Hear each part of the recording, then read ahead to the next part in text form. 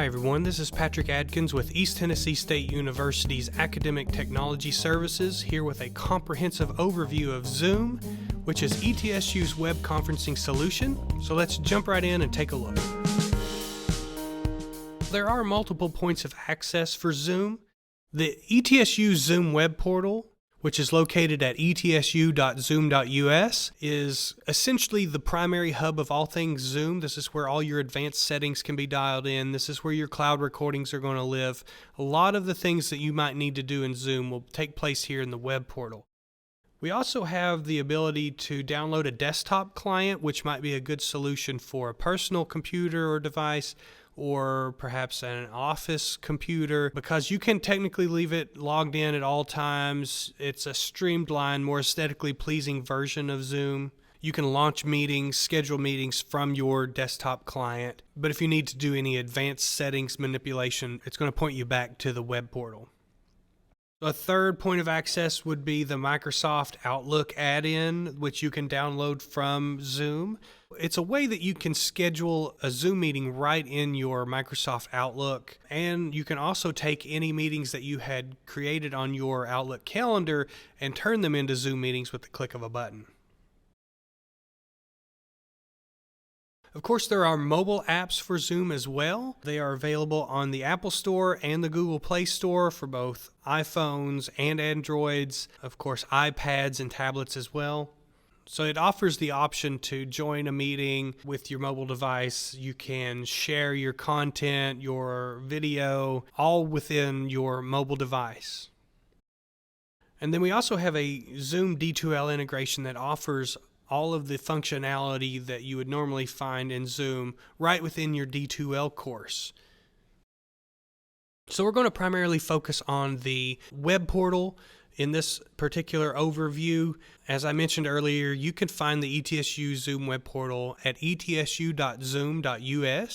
You'll be presented with two options, a join button and a sign in button. If you click the join button, if you've been given a meeting ID, you can enter that meeting ID at this point and join a meeting without even having to sign in. The second button is the sign in button, and that's what's going to allow you to use your current ETSU email address and password to sign in to your Zoom account.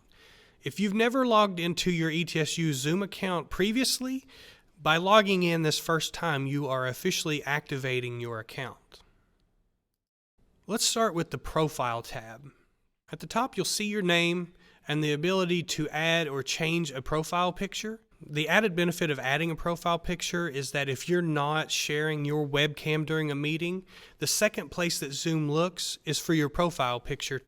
If you're not sharing a webcam and you don't have a profile picture uploaded, the third thing that it's going to look for is your name, and it will present your name in white letters on a black background. So one of the first things we see right out of the gate, right below the name and the profile picture, is the personal meeting ID. This is a 10-digit code that was generated by Zoom. This number is going to stay with you. It looks like a phone number because it is 10 digits. It might be a good idea to treat it like a phone number and only give this particular number to the folks that you do want to have it. The reason being is that your personal meeting room is always active at any time. So anyone could enter this 10-digit code and join you in your meeting room, or they could enter the meeting room if you're not there by simply adding this 10-digit number into the Join a Meeting feature. When not using your personal meeting ID, Zoom simply creates a temporary 9-digit meeting ID number that will eventually go away once your meeting is complete. So to differentiate between a free basic Zoom account that you may sign up for on your own accord versus the pro account that comes with being a member of the ETSU faculty, staff, or student body, is that you have a few different upgrades that you wouldn't normally have in a free or basic account. So some of the things include capacity. So for instance, in a free basic Zoom account, you can meet for an unlimited amount of time as long as there's only 2 people in the meeting. But if you add a third or fourth person, then you start becoming constrained on amount of time, which could be around 40, 45 minutes, something like that. Whereas in our full ETSU license, we can have up to 300 participants at a time for an unlimited amount of time, essentially. Also, with our ETSU account comes the ability to do cloud recording, whereas the free basic account only has local recording. So on the left side, let's go ahead and take a look at the Meetings tab. So the Meetings tab is going to list chronologically all of the upcoming meetings you've scheduled for yourself. And so the meeting that will happen next is located closer to the top. What you can see in this view is a date and start time. You can see your meeting topic. You can see your meeting ID numbers. And since you're the host of these meetings, on the far right, you actually have two different buttons, a start button and a delete button. You can technically start any of your meetings early if you want to by simply clicking the start button. You can click on the meeting topic and see a list of the meeting details on the next screen. Here, this provides you information such as the meeting ID. It shows you the settings you chose when you scheduled this meeting. If at any time you need to, you can choose to edit this meeting and come in here and change these parameters and then save it, and it would be updated here. On the left side, we also have the Recordings tab. This will show a list of all your previous cloud recordings. You can at any time search a particular date range to find a specific recording. We'll take a more in-depth look at the recordings in just a bit. You can also see on the left side of your screen the Settings tab. This is where all your advanced settings are going to be located for both meetings and recordings. You can come in here and really dial it in for your particular use. We do have some campus-wide default settings in here that were essentially dictated with the idea of classroom scenarios in mind, but anything that is not marked as locked by admin, you do have the ability to change within your settings. You have multiple meeting settings available to you here. You can also click on Recordings and dial in your recording settings as well. On the left side of the screen, located at the bottom, is the Reports tab. We have the Meeting option, which allows you to pull reports on things such as registration and any polling that you may have conducted during your meeting. Usage allows you to pull attendance reports that shows the participants of your meeting, when they joined, when they left, how long they were in there, and it also allows you to download that information as a CSV file.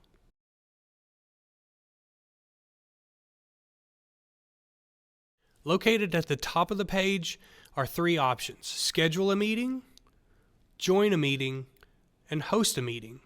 We've already talked about join a meeting. This is very similar to the button we saw on our web portal splash page.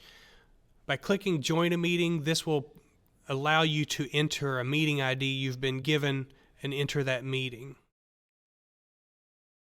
Let's talk about the difference between schedule a meeting and the host a meeting option. Let's first look at host a meeting. This is going to allow you to immediately jump into a meeting. You'll be in there by yourself initially until you invite someone using the invite tools within that meeting, but this is a way to immediately launch a meeting. This might come in handy in a scenario where you need to do an asynchronous video recording with webcam, without webcam, screen share. If you select one of these options, it's immediately going to launch Zoom.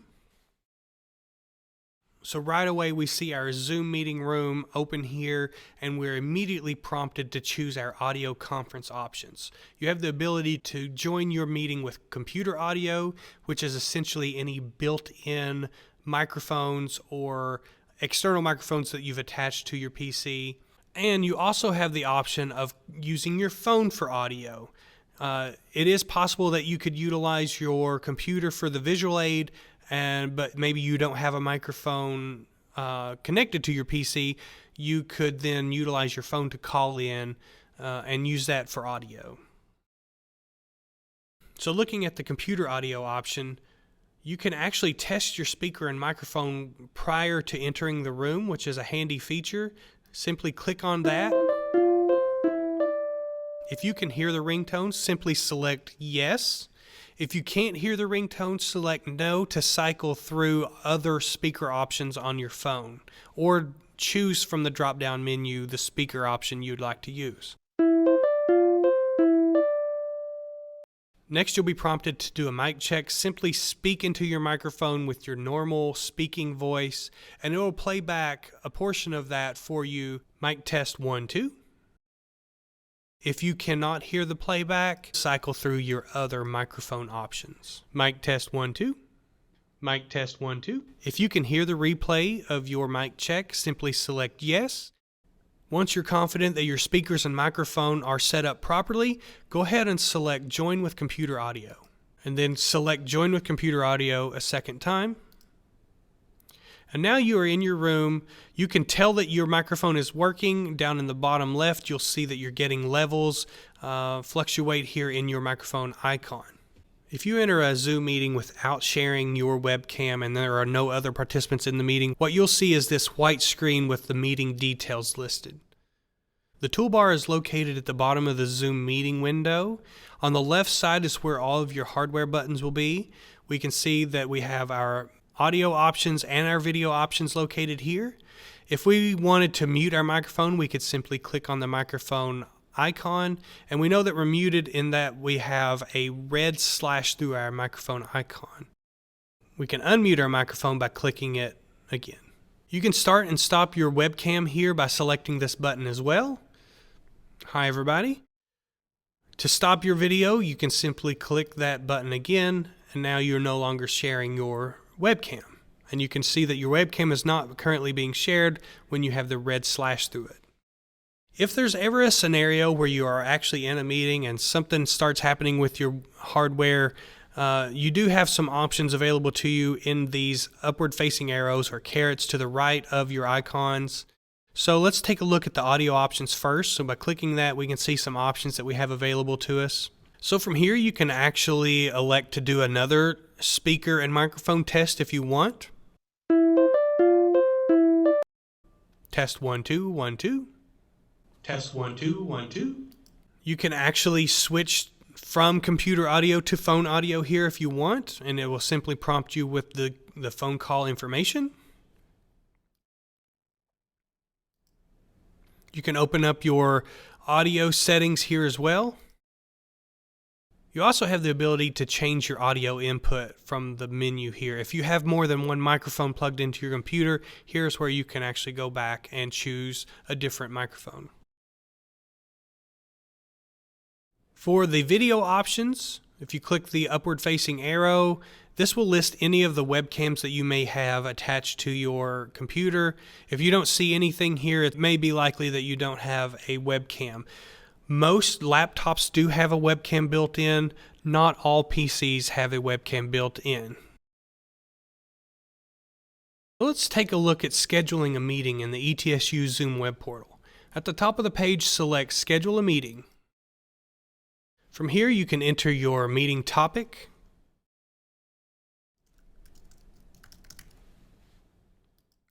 Select the date from the calendar.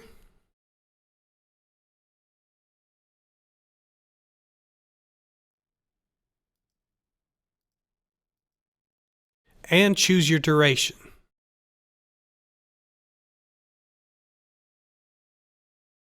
The duration is not a hard cutoff, so if you schedule a meeting for 30 minutes and you go for 45 minutes, that's not going to end your meeting or your recording at the 30-minute mark. It's going to allow your meeting to continue, and your recording will also continue as well. If you need to schedule a recurring meeting, you can check the box for recurring meeting here and choose the recurrence frequency. So if you wanted to do a weekly meeting every Tuesday and Thursday, you could elect to do so, and then you can have Zoom stop creating recurrences by date. So if you wanted to stop it the following month, you could do that by date, or if you know for a fact that you really only need to meet maybe 4 times, you can have Zoom stop creating these meetings after a certain amount of occurrences. I'm going to uncheck that and leave this as a standalone meeting. The next option is registration. If you enable registration when scheduling a meeting, instead of the join link, what they're going to get is a link to the registration page where they'll have to enter whatever information is required, perhaps their name and their email address, before they would get the join link. This would be a handy situation for certain circumstances, like trainings, something like that, where you do want to collect that information and approve or deny the registration. In a typical synchronous class meeting situation, registration may actually prove to be a hurdle for your participants to join your meeting, so you may not want to enable registration for that particular scenario. The next line is where you can tell Zoom whether or not to generate that temporary 9-digit meeting ID for you, or if you want to use your personal meeting room ID. You can have password protection on your Zoom meetings simply by clicking this box, and you can enter your own password here. You'll just want to remember to share that password with your participants. Again, similar to the registration feature, this may actually prove to be a hurdle in a standard classroom situation that may limit your students' abilities to join your meeting easily. So in a standard synchronous class meeting scenario, you may want to just leave the password off of there. The next line is video, and so the campus-wide default is currently set that the host will come into the meeting with their webcam on, and all participants will actually join the meeting with their webcams off. That was set up with a classroom scenario in mind where you may have multiple students and users joining your synchronous meeting. And so with the participant webcam setting off, they'll come into the meeting without their webcam on, and it's just a way of kind of managing all the participants in your meetings. This particular setting is just for how you and your participants initially join the meeting. You can actually turn your webcam on and off, and your participants can turn their webcam on and off throughout the meeting as needed. The audio setting is actually locked so that both computer audio and telephone are available. So scrolling down to the bottom, we actually see our meeting options here where we can actually dial in some of these parameters. So enable join before host allows anyone that you've invited or have given the meeting ID to, or if they have the join URL, they can click that link, immediately be brought into the Zoom meeting, whether or not you've actually joined the meeting yet or not. This can be a few minutes before the meeting. This could be the night before the meeting. It could be a week before the meeting.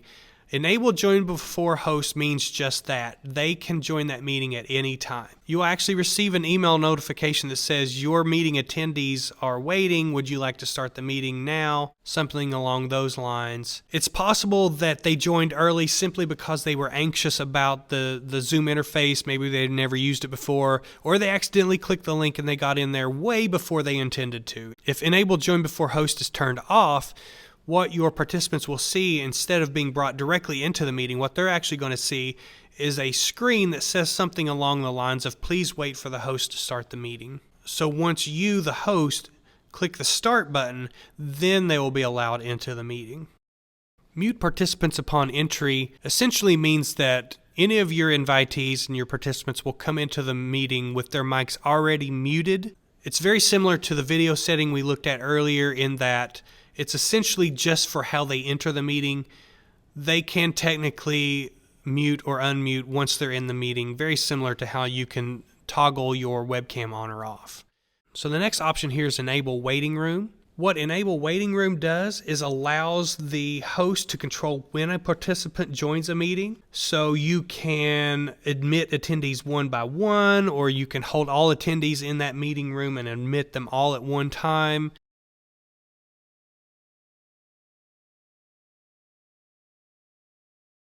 Enable Waiting Room may be another one of those situations in a typical synchronous class meeting that may prove to be a hurdle for your students to join the meeting quickly and efficiently. So it may be one of those things you might want to leave off as well. So the next option here, only authenticated users can join. With Zoom, you can actually invite people that do not even have a Zoom account, and they can join your meeting without ever having to sign in or have an account. If this is selected, This option is going to prompt them to actually sign in to their Zoom account. As we mentioned, all faculty, staff, and students do have an ETSU Zoom account awaiting activation, but this may again be another scenario that may present another hurdle for joining a meeting quickly and efficiently, so it might be one that you want to leave off as well. The final option here is record the meeting automatically in the cloud. By checking record the meeting automatically in the cloud, your meeting is going to immediately start recording the instant anyone joins the meeting room, whether that be the host or a participant. So this particular feature is handy in that you won't have to remember to hit the record button when you enter the Zoom meeting. One thing to keep in mind is if you have Enable Join Before Host selected as well, anytime anyone joins your meeting, whether it's a host or a participant, it's going to trigger that automatic recording. So this may actually be a scenario where you want one or the other. If you do want to have the meeting recorded automatically, maybe leave off the Enable Join Before Host, and then the recording won't start until you're in there and you've started the meeting. So finally here at the bottom we have Alternative Hosts. This might be handy in a scenario where you know you have a meeting that must happen, and it must happen at that particular time, but you're not entirely sure you're going to be available to start it. You could actually enter someone else's ETSU email address who has activated their Zoom account, and they can start that meeting for you as an alternative host. If you both anticipate attending that particular meeting, most likely you will maintain the host role and your alternative host will enter the meeting as a co-host role. Though if they have started the meeting for you or if they joined the meeting before you did, they are going to have the host role initially, you'll come in as a co-host, and then you can just simply reclaim the host role.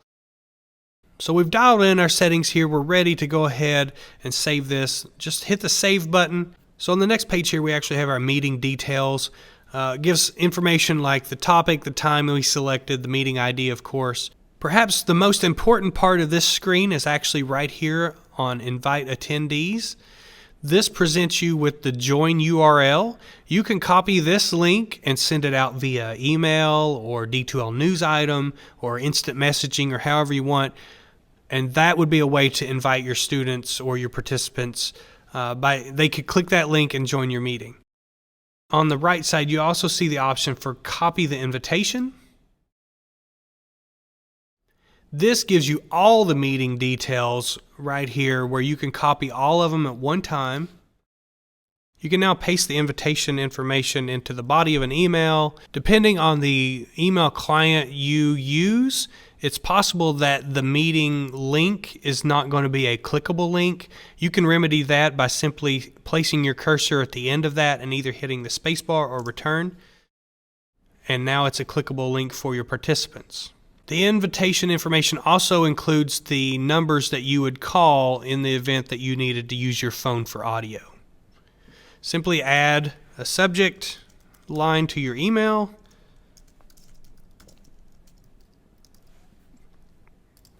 Select your recipient. And you can fire off your invitation right away. And now you've officially invited a prospective attendee to your meeting. If we come back to the Meetings tab, we can now see that the meeting we just created is now in our list right here. And so as you schedule meetings, they'll continue to populate here on the Meetings tab. Let's take a look at some of the in-meeting controls and the participant management tools that are available to you as a host. So here we are, we're in our Zoom meeting with our participants. If we hover over the screen, we'll see our toolbar is available. To the left, we have our hardware buttons where we can mute and unmute our microphone. We can start and stop our video. Some of the other buttons that are available to you include the invite button. So if we were to need to invite someone to a meeting that is currently happening, we could hit this button and search for their name either in the contacts page, or we could do it by email. You can also select copy URL and paste that in an email or an instant message to your invitee. You can also copy the full invitation and send it in your email that way. One of the first things that you may want to do when you enter a Zoom meeting is enable your Manage Participants window. You can turn that on and off by clicking the Manage Participants button. It gives you a list of the names of the individuals that are in your meeting, and there are a lot of tools and options for you as the host in this particular window as well. Another button that you may want to enable is the chat button, and this will open up the chat window and see if there are any messages coming, or you can enter your own chat messages here as well. By default, it's set up to where you can send a message to everyone or just select individuals for a private message. So if I were to type in a message at this point,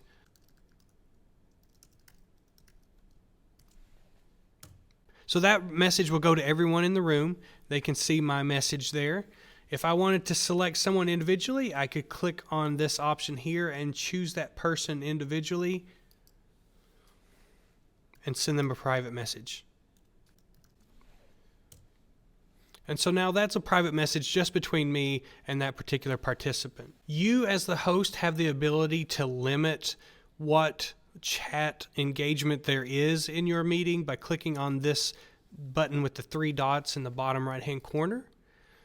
So we can see here that it's currently set up to where everyone can chat publicly and privately. Now you can set it up to where there is no private chatting going on and where everyone is just able to chat publicly. You can set it up to where they can only chat with the host. Or you can set it up to where there's no chatting at all. You also have the option to save the chat transcript as a text file that will download to your default downloads location. When you save a chat transcript, it's only going to save the conversations in which you are a participant. So all the chats that go to everyone will be in that transcript, and all the private messages that you sent or that you received. You will not in that transcript receive any of the private messages between participants themselves. That would be in their transcript and not in yours. So here's a look at kind of what that would look like. We only had 2 chat messages in our window, but we can see them both here. And the messages that were intended for everyone just come in as a standard message, and then the messages that were private are denoted as so. So now let's take a look at the Manage Participants window. I'm going to close the chat window here so we can look at this. A lot of your participant management tools are located in this window. You can hover over someone's name, for instance, and you can see some options there. You have an unmute button and you have a more options button. Let's take a look at the more options button first.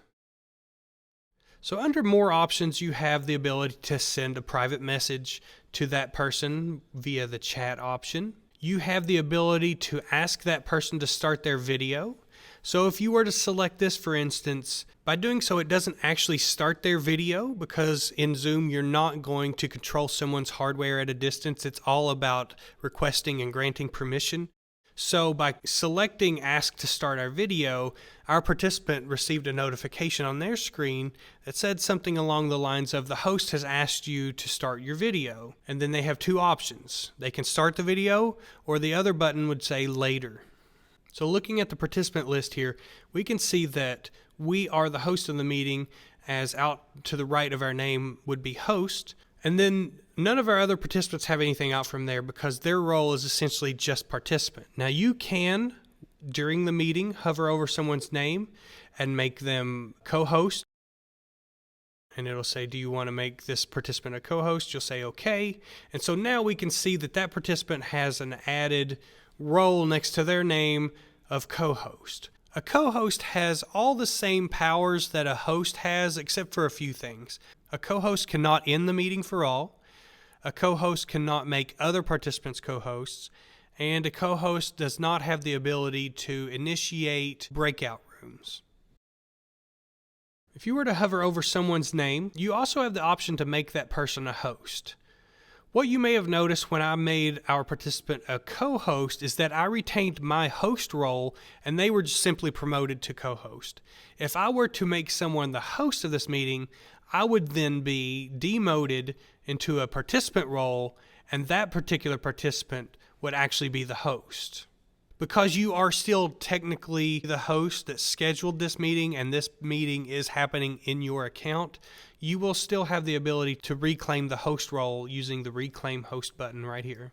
Now we are back as the host, and our participant is back to their initial role.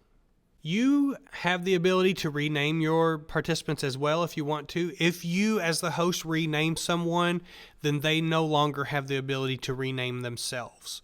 As a default, it is on that they can rename themselves at any time, but if the host is the person that renames that participant, then the participant effectively loses the ability to change their name at that point. If you are in a situation where you need to deliberate with your fellow meeting participants, but you needed one of those members to not be present at the time, for instance, a committee for a thesis defense or a job interview scenario, something like that, where you kind of want to deliberate with your fellow committee members and participants, but you need that candidate to momentarily not be in the meeting, what you can do is actually hover over that person's name and select Put on Hold. And now that person is still technically part of your meeting. They haven't been kicked out or anything like that. But what has happened, that participant is actually in a waiting room where they see a screen with a message on it that says something along the lines of, "Please wait, the host will let you in soon." So they can't see or hear anything that's happening currently in the meeting until you allow them back into the meeting. So you and your fellow committee members can, of course, deliberate and continue the meeting. And then when you're ready to bring that participant back in, simply hover over their name and select Take Off Hold. And that will bring that person right back into your participants list. And now they will be able to see and hear the rest of the meeting. So the final option under More Options is the Remove option. If someone is not bringing value to your meeting or they're being disruptive, something like that, you can technically remove them from the meeting by selecting Remove. It is going to prompt you, are you sure you want to do this? Because by default, once you remove a participant from your Zoom meeting, they're not going to be able to rejoin the meeting.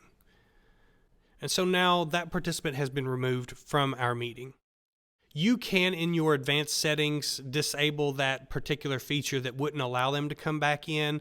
So if you were to remove somebody from the meeting and you did want to allow them to come back in, that is something you can set in your advanced settings to allow them to return to the meeting.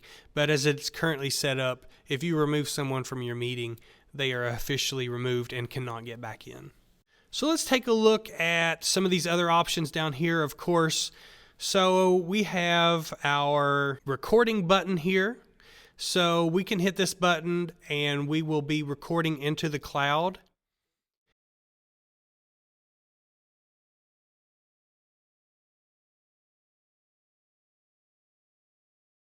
If you are prompted at any time to choose between local recording and recording in the cloud, perhaps you enabled that local recording feature in your advanced settings, you're more than likely going to want to select the record into the cloud option, because that is going to give you a lot of features that we'll look at when we get into the cloud recording repository, including the audio transcripts and the sharing capabilities that come along with cloud recordings.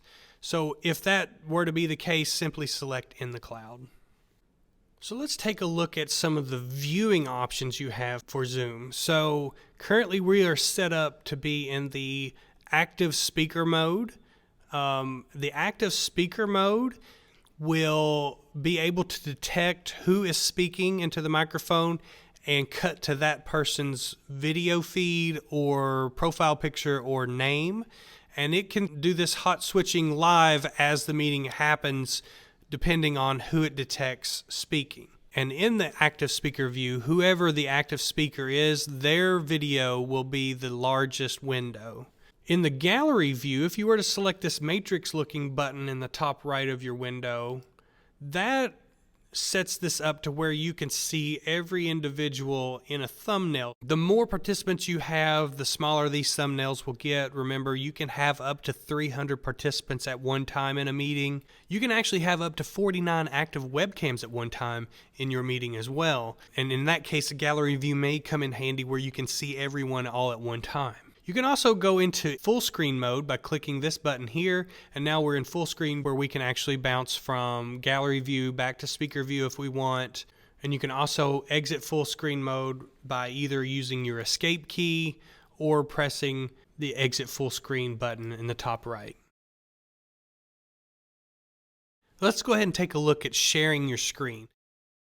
You're in a Zoom meeting, you want to have your visual aids presented to the rest of your meeting participants.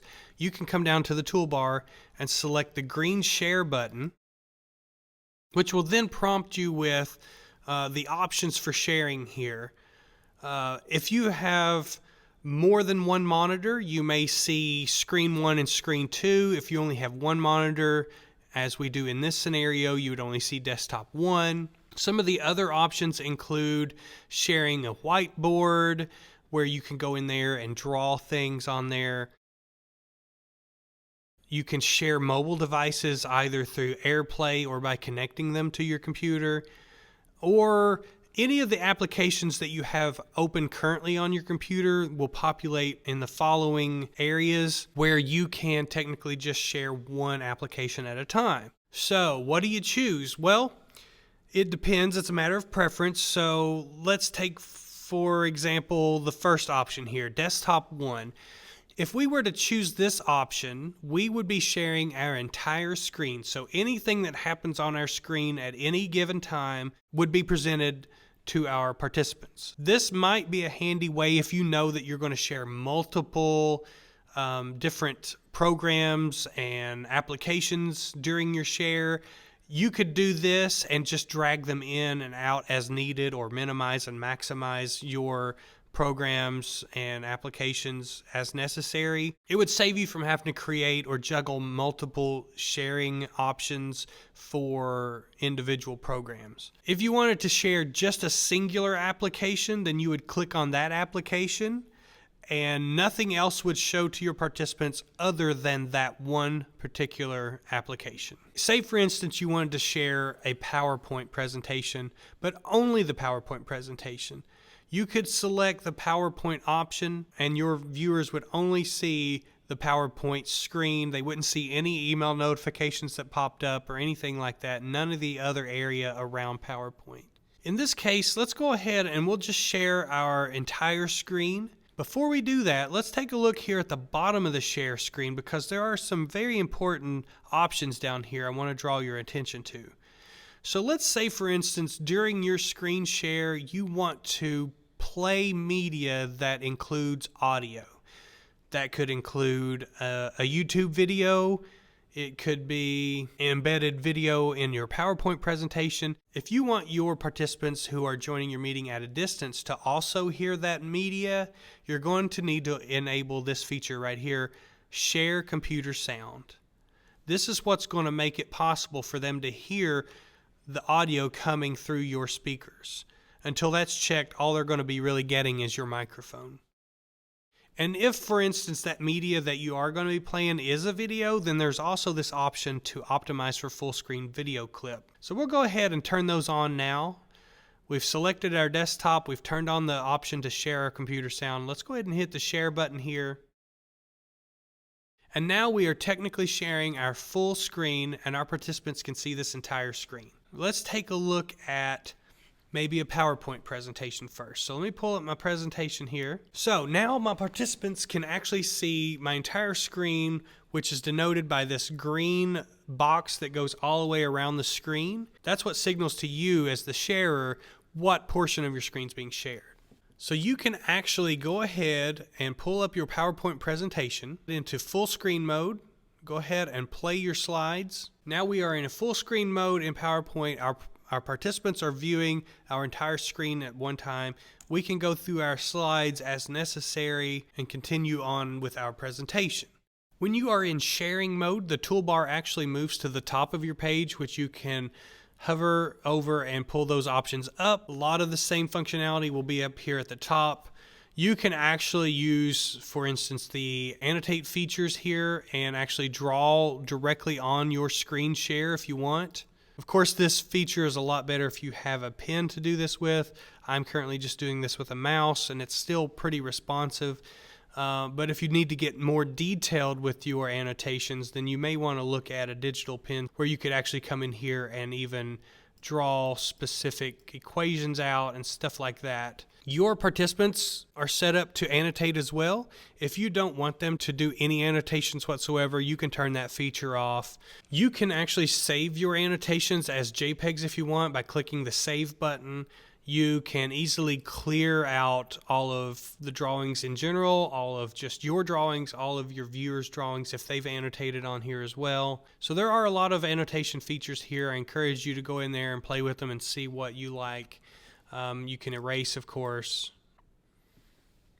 So let's look at some of the other options we have here. We can actually pause our share, and by pausing our share, that means it's going to freeze on whatever we have right now. You can actually work on your screen without that being broadcast during the share, and then when you're ready to come back and resume your visual aid, you can just hit resume share, and now you're back live and your participants or students are seeing what's happening in your screen share. If at any time you need to see that participant's window again, you can click that now and it'll be a floating window that you can put wherever you want. This particular window is not going to be broadcast to your participants. It's a floating window and you are the only one that is able to see this. To get rid of it, you can exit out. You can also pull up the chat window very similarly with a floating window. When you're ready to share something else, if you are in the mode where you're sharing your full screen, you can either minimize or drag that out of the way and pull up your new share. So for instance, this time I want to show a clip of a video to the rest of my participants. Remember when we did the share screen, we elected to share computer sound as well. And so now, if I were to play this video in full screen, my participants will now hear the audio that accompanies this video on their device as well. East Tennessee State University is defined by its region, its culture, its commitment to educational excellence, and its public service mission. When you're done with your video, you can exit out of the full screen mode. By having enabled share computer audio, if you're recording your screen share, that recording will also include the audio that accompanies that media as well. So let's say you didn't intend to share any media with audio in it, but as you got into your presentation, you decided, well, now I do want to show a clip that is pertinent to what we're talking about. You could pull that up and change it on the fly. So while you're still in the screen share mode, you don't have to go all the way back and start over again. You can actually hover over this, go to the more options, and down here at the bottom you can see this is where you can enable share computer sound as well. The check mark denotes that we did in fact enable that. If we had forgotten, it would just look like this, and we can come in here and we can check mark those things right within our share window. So while you are in the screen share mode here, if you would like to pull up the video panel to keep an eye on your participants, you can. Hover over the toolbar and go to more options and select show video panel, and that will pull up a floating window here of your available windows. Of course, I'm the only one sharing a video right now. I can make this in a singular active speaker mode. I can minimize it, which hides the thumbnail essentially, or I can make it very large in the active speaker window. If at any time you want to get rid of the video panel because it's obstructing your view of your content, you can do so by hovering over the toolbar here, going to more options and selecting hide video panel. When you've completed your presentation and you're ready to stop sharing, you can do so by clicking the red stop share button, and then you're brought back into the meeting room with the video panels and the participants. So let's take a look at how to mute or unmute participants. So if your participants have muted themselves, you do not have the ability to unmute them. You can hover over their name and select unmute, but that will merely prompt them with a notification that says something along the lines of the host has requested that you unmute your mic, and it will give them the option to do so or not do so. If you have multiple participants who have their mics unmuted and you need to mute them all at one time, you as the host have the ability to do so with the mute all button. By pressing the mute all button, that's going to mute all mics all the way down the line of your participants list. You also have the ability to select unmute all, but again, you cannot control someone else's hardware from a distance, By hitting unmute all, it's going to prompt all users with a notification requesting that they unmute their mics, at which point they would have the option to do so or not. At the bottom right of the Manage Participants screen, there's a More Option button located there as well. There you have a few things that you can change while the meeting is happening. So first, you have Mute Participants upon entry. You may recall seeing that particular option when you scheduled your meeting. If I were to elect to mute participants on entry at this point, anyone that joined the meeting from this point forward would come in with their mics muted. The second option here, allow participants to unmute themselves. If that is checked, then your participants have the ability to control their mics at any time and unmute to engage in the conversation. If you were to uncheck that, then they would not have the ability to unmute their mics by themselves. The third option, play chime for enter and exit, is off by default, but you can turn that setting on in your advanced settings on the web portal. That will simply play a chime for every time a participant enters your room or leaves the room. If you have an instance where someone may have a bad internet connection and keeps getting kicked out of the meeting, it will play a chime every time they get kicked out and come back and leave the meeting and come back. So that in particular is why it's off by default, but if it's a smaller, more manageable group, feel free to turn that option on if you want to be notified anytime anyone enters your meeting or leaves the meeting. The other option is to allow participants to rename themselves. So if that is selected, then your participants can now go in and rename themselves at any time. If this option is unchecked, then your participants do not have the ability to rename themselves during the meeting. You as host still retain the ability to rename your participants yourself.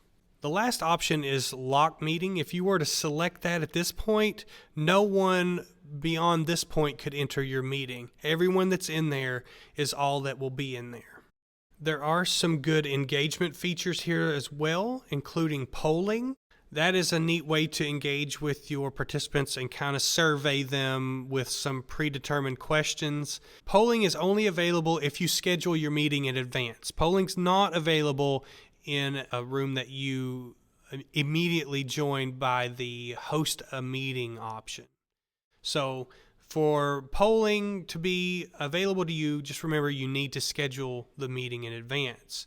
So this meeting was scheduled in advance, and so you can see as host, I have the polling button available to me here. So by clicking the polling button in the toolbar, that will pull up your previously created poll. If you had not created a poll already, you would be able to create one on the fly right now. I did create one ahead of time here for just this purpose. When you're ready to launch the poll, just go ahead and hit the blue launch poll button. It will start a counter that keeps track of how long your poll has been active. So while your participants are voting on the poll, you'll actually get live feedback and see that come in as it happens.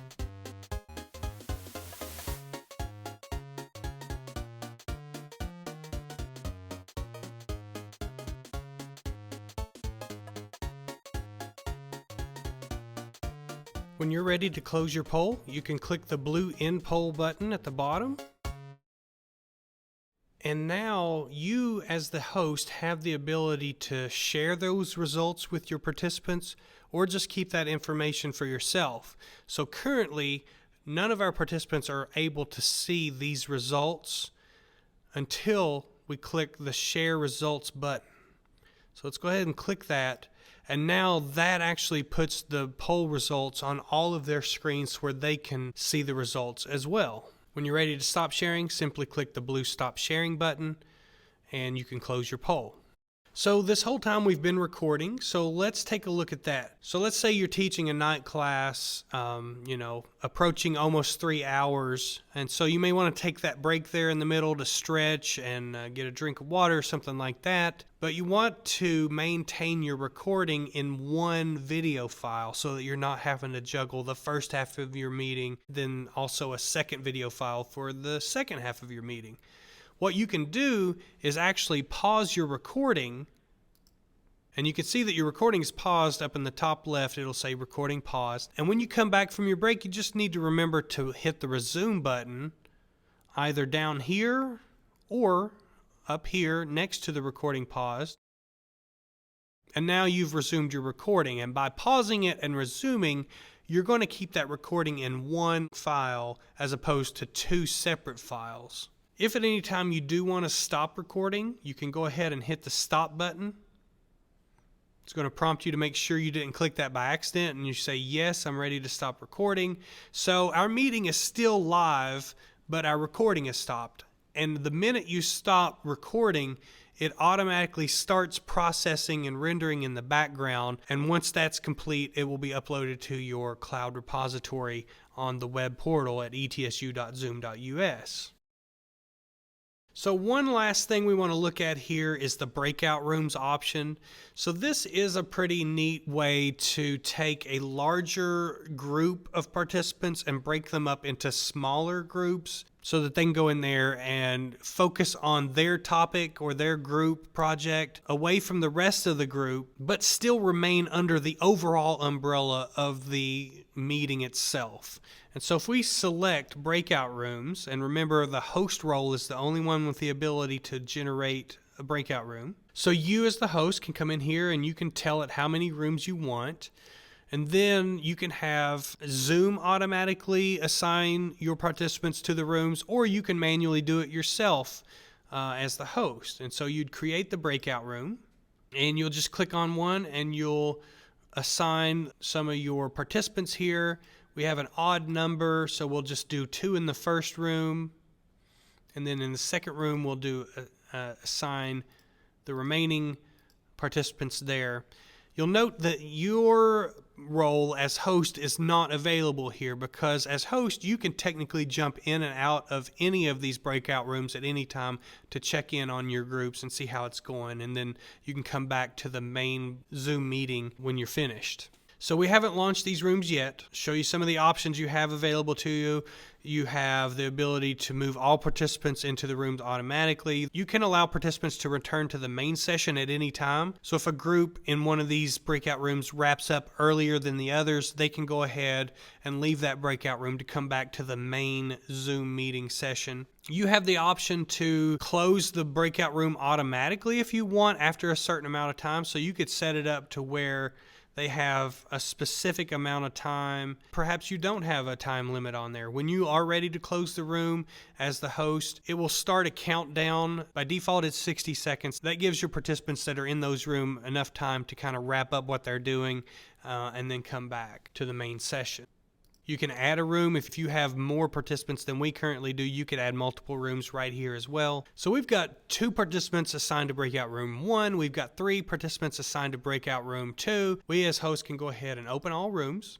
Your participants will receive a notification on their screen that will allow them to join their room. Once everyone is in their breakout rooms, you're going to be in the main session by yourself as the host. You have the ability to jump in and out of these rooms. So if we wanted to join breakout room 2, see how it's going, say yes. That's going to take us out of our main session and put us inside this breakout room. A breakout room is essentially the same as the main session itself. You have the same options as you do in the main session. You can share your screen, you can share your webcam, you have your mic. The participants in your breakout rooms can request permission to record their breakout session to their personal hard drive. That would be a local recording. It's not going to record to the cloud. So after you've checked on one group, maybe you want to jump into the other one, you can just leave that breakout room, return back to the main session, pull up your breakout rooms, and now you can join the other group and check on them, see how they're doing.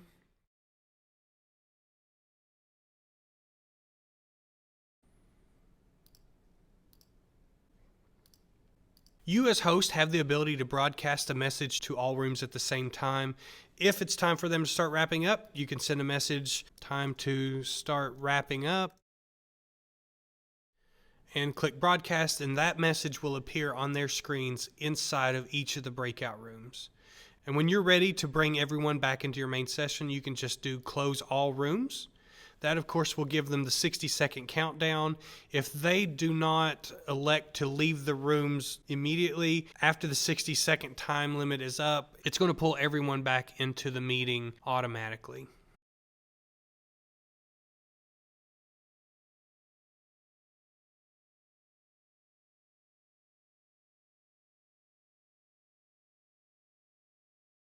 When your meeting is complete, you can simply go down to the End Meeting button.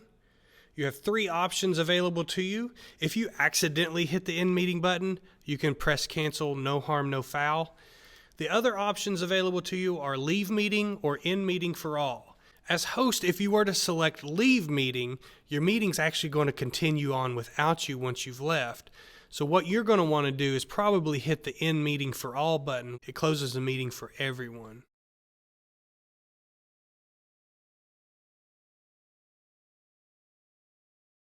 Back in the web portal here, let's take a look at the Recordings tab now. Our most recent recording that we just wrapped up is processing.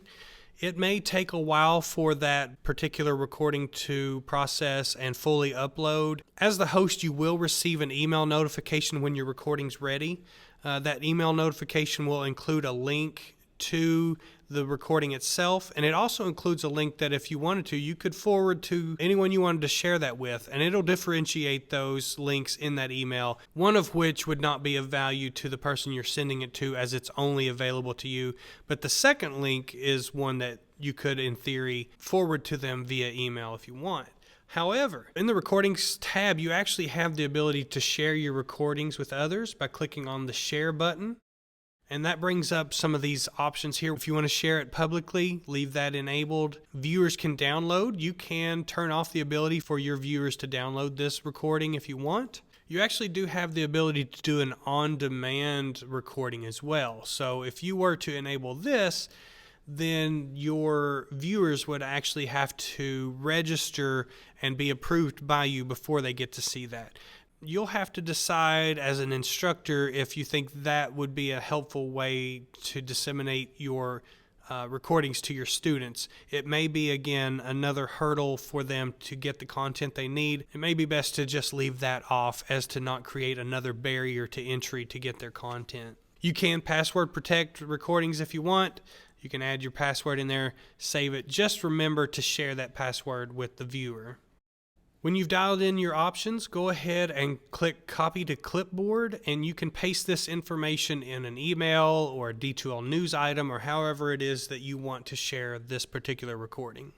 As the host, you can actually delete recordings if it was a bad take or it's not a recording that you need anymore. You can actually click this More Options button and select Delete. This will actually ask you to confirm that this is what you want to do. What's going to happen is you're going to move that recording to the trash. And you can see now you have a trash bin here with one recording in it. If we click on the trash bin, we can see that it's in there, and you have the ability to recover your deleted recordings for about 30 days. You can click on a meeting topic, and it brings you to this screen where you have a few options. You can view the recording, you can download the recording, or you can copy a shareable link of the recording as well. To view the recording, simply click on the film strip looking icon, and that will pull up your recording, at which point you can play through that. So while you play back your recordings in the cloud, the audio transcript will actually scroll along with the recording. Zoom claims to be about 80% accurate, which is not fully ADA compliant. Now you can actually make your audio transcript 100% accurate by hovering over a particular section and selecting the pencil icon, which will allow you to come in there and dial things in a 100% accurate way and just save that. And as you go along, you can technically make this 100% accurate, at which point you can download that transcript and keep that file in case you wanted to host this recording elsewhere. You've spent all this time making this 100% accessible. You don't want to have to go through that process again in YouTube or something like that. You can download this transcript as a VTT file that you can then upload to whatever video platform you end up hosting your MP4 on. Depending on the recording settings you set up in your Advanced Settings tab, you can actually record a number of different types of information in your cloud recording. So by default, you of course get the MP4 file. You also will be able to elect to have it generate that searchable audio transcript. You can set it up to also record an audio only file, which would be an M4A file, similar to what you might get if you recorded yourself on your phone. And you can actually set it up as the host to record the chat file directly to your cloud as well, which allows you to download it as needed. So you can download all these files at one time with the download button here, and it'll download all of those at one time. Or you can just come in here and download individually. So if you only want the MP4 file, you can come here, hover over this, and select this download button right there. If you need to download this file, for instance, the audio only file by itself, select the download button here. And if you need that audio transcript, go ahead and download that. So let's say you want to download your recording as an MP4 and you want to host that file somewhere else, another video platform like YouTube, for instance. You could upload that MP4 to YouTube. Of course, you painstakingly took the time to make this 100% accurate. And so you don't want to repeat that process again in YouTube. You could actually take this file and upload it to YouTube, and it will actually draw the closed captioning from this 100% accurate transcript that you took the time to generate. When you toggle on the closed captioning button inside the cloud player, it's actually pulling those closed captionings from the transcript. There are limited editing capabilities here in the cloud. You can select the scissor icon here and trim the in point and out point of your recording by simply dragging those.